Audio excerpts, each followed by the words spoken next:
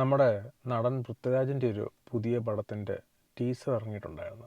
I nobody കണ്ടിട്ട് അത്യാവശ്യം നല്ലൊരു വർക്കായിട്ട് തോന്നുന്നു. എനിക്കിത് കണ്ടപ്പോൾ മറ്റേ ദുൽഖർ സൽമാൻ്റെ ഒരു പടമുണ്ടല്ലോ, ബാങ്ക് റോബറിയുടെ ഒക്കെ ഒരു കന്നഡ മൂവി, ആ ഒരു ഇതൊക്കെ പേഴ്സണലി തോന്നിയ പറഞ്ഞാൽ ഈ ജെയ്ക്സ് ബിജോയ് പണിയെടുത്ത് കഴിഞ്ഞാൽ അത്യാവശ്യം കേൾക്കുമ്പോൾ നമുക്ക് മനസ്സിലാവും ക്വാളിറ്റി ഉണ്ട് വർക്കിന്. പിന്നെ പാർവതി പൃഥ്വിരാജ് കൂട്ടുകെട്ട് കുറേ നാളുകൾക്ക് ശേഷമല്ലേ. പൃഥ്വിരാജിൻ്റെ ഒരു പ്രത്യേകത എന്ന് വെച്ച് കഴിഞ്ഞാൽ നമുക്ക് മമ്മൂട്ടി മോഹൻലാൽ കഴിഞ്ഞ മൂന്നാമതൊരു പണ്ട് പോലെ അറിയാവുന്ന നടന്നുള്ളൊരു, കാരണം മമ്മൂട്ടി മോഹൻലാലിനൊക്കെ നമുക്ക് പണ്ട് പോലെ അറിയാമല്ലോ. അതിനുശേഷം ഇന്നത്തെ ജനറേഷൻ്റെ അകത്ത് ഏജ് വൈസ് വലിയ പ്രായമൊന്നുമില്ലെങ്കിലും പുള്ളിക്ക് ഒരു 18 വയസ്സ് മുതൽ അഭിനയം തുടങ്ങിയുകൊണ്ട് നമ്മളെ സംബന്ധിച്ച് നമുക്ക് പഴയ ഒരു നടൻ എന്നുള്ളൊരു ഒരു സ്നേഹ പൂള് നമുക്കുണ്ട് പുള്ളിയുടെ. പുള്ളി മലയാളത്തിൽ ചെയ്യുന്നതിനേക്കാളും കൂടുതൽ ഇപ്പം ഹിന്ദി, തമിഴ്, തെലുങ്ക് പുള്ളിക്കുള്ള സ്പേസ് എപ്പോഴും കൂടി ഉണ്ട്. കണ്ടിട്ടൊരു ബാങ്ക് മാനേജർ ലുക്കൊക്കെയാണ്. എനിക്ക് അതേക്കുറിച്ച് നോക്കിയില്ല. എന്തോ ഒരു മിസ്റ്ററി ഉണ്ട് ഈ പടത്തിൻ്റെ അകത്ത്, ഇത് ഉറപ്പാണ്. പിന്നെ പാർവതി ഒരു ക്യാരക്ടർ ചെയ്യണമെന്നുണ്ടെങ്കിൽ പുള്ളിക്കാരത്തി അത്യാവശ്യം റോളുള്ള ഒരു സാധനമല്ലേ പുള്ളിക്കാരത്തിയും ചെയ്യുള്ളൂ. ഈ പൃഥ്വിരാജിൻ്റെ വർക്കുള്ള പ്രത്യേകത എന്ന് വെച്ച് കഴിഞ്ഞാൽ പടം എപ്പോഴും ഒരു ക്വാളിറ്റി വർക്കായിരിക്കും. 10-20 വർഷം മുമ്പുള്ള പുള്ളിയുടെ പടങ്ങളുമായിട്ട് കമ്പയർ ചെയ്യേണ്ട.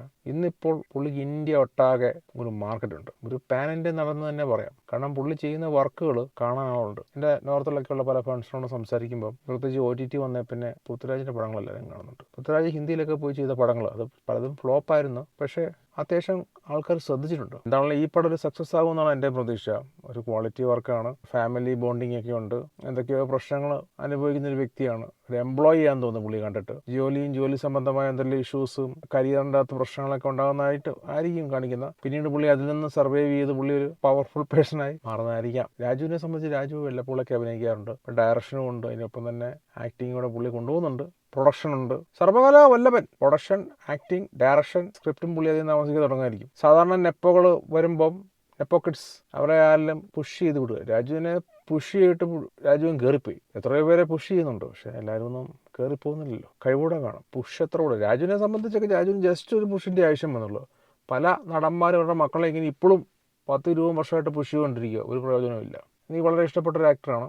അത്യാവശ്യം വൃത്തിക്ക് പണി ചെയ്യുന്നുണ്ട്. ഡയറക്ഷൻ ആണെങ്കിലും ആക്ടിങ് ആണെങ്കിലും ഒക്കെ അത്യാവശ്യം വൃത്തിക്കാണ് പുള്ളി ചെയ്യുന്നത്. ഒരു ക്വാളിറ്റി വർക്ക് നമുക്ക് പുള്ളിയിൽ നിന്ന് പ്രതീക്ഷിക്കാം തിയേറ്ററിൽ പോയി കാണുമ്പോൾ.